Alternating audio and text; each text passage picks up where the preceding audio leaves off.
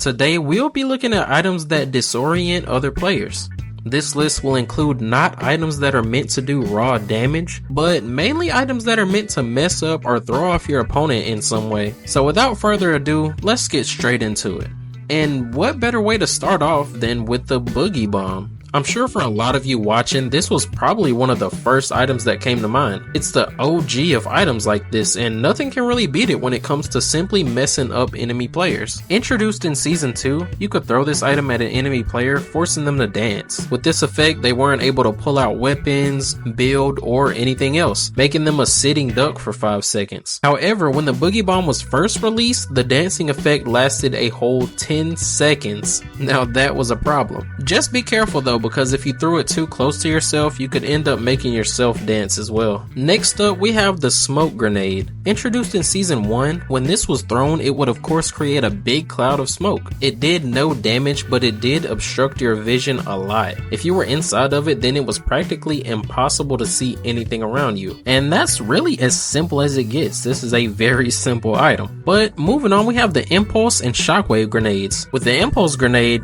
it was introduced in Season 2, and you could throw it down at yourself or at an opponent, and whoever was caught in the blast will be blown into the opposite direction of the impulse, of course. You could use this to knock players off high ground, knock them into the storm, or even knock them completely off the map. Impulse grenades do not reduce fall damage or negate it in any way. However, the Shockwave Grenade, while being introduced 3 seasons later, can be used in the exact same ways as the Impulse, except the Shockwave gives you a low gravity effect and it negates all fall damage. With that being said, both of these items can also be used as pretty good mobility items as well. There is another item called the Shockwave Launcher, which was literally just a grenade launcher that shot shockwave grenades. Next up, we have the Stink Bomb. It was introduced in Season 4, and when you throw it, it would create a yellow cloud of gas which would do 5 damage per second, and it would last for 9 seconds. Many players, especially in the earlier seasons, would sometimes panic when this was thrown at them, causing them to frantically run around and mess up their builds trying to get out of it. However, just like the Boogie Bomb, you could also be affected by this item yourself, so don't get too close. Next up, we have the Bouncer. Introduced in Season 4, this trap item could be placed on walls, floors, and even ramps, and it does exactly what the name says. Whoever jumps on it or runs into it will be bounced off in the opposite direction. This will give you a low gravity effect and also negate fall damage, so this item can be used as a mobility item and to get down from high places easily. To mess with other players, you could build a box and trap someone in it, and you could place bouncers on the walls and they would just bounce back and forth for a while until eventually one of the bouncers would actually break. I guess Epic thought ahead with that one. Up next, we have an item I really missed, to be honest, and that's the Rift to Go, and it's simply just a portable rift. It was introduced in Season 5, and when used, it would create a rift which would immediately send you into the sky, allowing you to glide back down. The catch is that instead of just rifting the player, it would actually create a rift itself so that other players were able to use it as well. With that being said, you could use this item if you were close enough to an enemy and it would send you both up into the sky, and you could take advantage of that, maybe to land before the other player and get some free shots in, or either just try to get away yourself. This also includes the Rift Fish as well, which does the exact same thing. Next up, we have the Chillers. Introduced in Season 6, and whenever it was placed, it would freeze the feet of whoever walked over it, both friendly and enemy players. Frozen feet would of course make you kind of slide all over the place and make it harder to do everything. This could of course be used as a great mobility item if you use the slope or ramps to gain speed, but you could also place this down for enemy players to walk on to make the game harder for them. While that is pretty hard to do, it can definitely be a helpful strategy. You can also throw the Chiller Grenade at this spot as well, because it gave the same effect except it was just in grenade form. Moving on, we have the Boom Box. It was introduced in Season 7, and you could just throw this down if you wanted to listen to music. Nah, but it would actually create sound waves that broke all the structures around it, and that's pretty much all to it.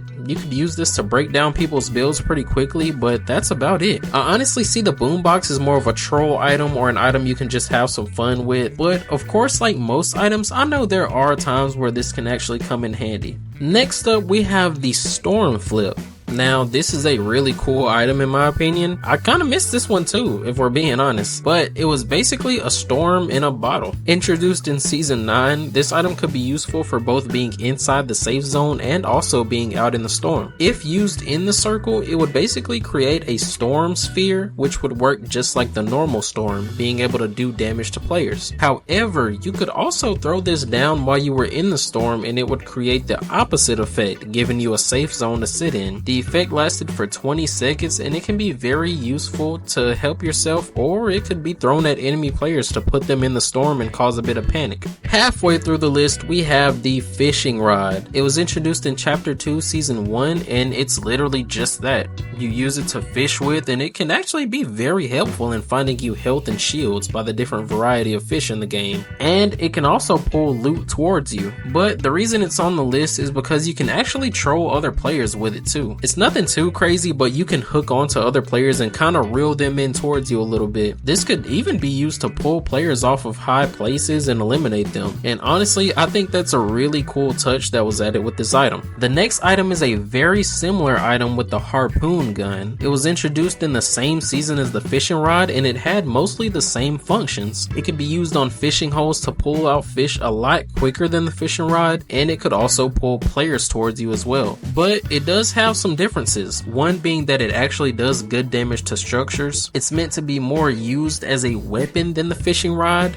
but it only had 10 uses sadly. Other than that, this can be used pretty much the same way as the fishing rod, trolling players by pulling them and even being able to pull off eliminations by pulling them off a high spot or even pulling them into a trap of some sort as well. Moving on, we have the creeping cardboard. It was introduced in chapter 2 season 2 and all it is basically a cardboard box that you can hide in. Pretty simple, right? But one thing you can do with this disguise is pop out of it to be able to shoot other players without actually getting rid of the disguise entirely. It's pretty simple, but I think it deserves a spot on this list, with the main reason being you could also throw it at other players to stick it onto them as well. Next up, we have the decoy grenade. And honestly, does this one even need an explanation? Introduced in chapter 2 season 2, you could throw this grenade down and it would spawn a decoy of your character. This character would move around, shoot its weapon, and it would even show up on the minimap as a teammate. However, it would despawn after 10 seconds or after it took a bit of damage. And of course, we can see how this can be used to confuse or throw off enemy players. Next item, please.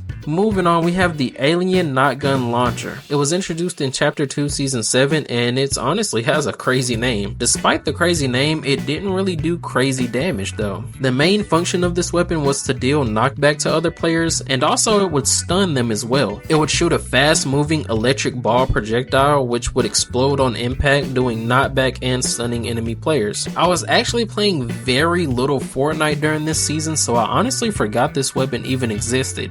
So please forgive me if I got any of that information wrong right there. Next up, we have the Propafire. This was introduced in chapter 2 season 7 and it was one version of a prop gun. When you had this equipped, you were allowed to choose from a few different categories of items to change yourself into. You were able to transform into items like a traffic cone, a cactus, an arcade machine, and even a toilet, just to name a few. Of course, if you used this sneakily enough, you could be able to make escapes from other players or even just hide yourself very well. Up next, we have the alien Nanites. Also introduced in chapter 2 season 7, you could throw this item down and it would create a large area that had very low gravity. In this area, players will be able to dash forward and kind of just float around in the low gravity area. This area lasted for 30 whole seconds. Now, this could of course be used to maybe give yourself an advantage if you had the movement down. You could kind of dash around and possibly be able to eliminate your enemies faster. However, it could also be used kind of as a troll item if you threw it at an enemy player to kind of throw them off and mess up their movement a bit.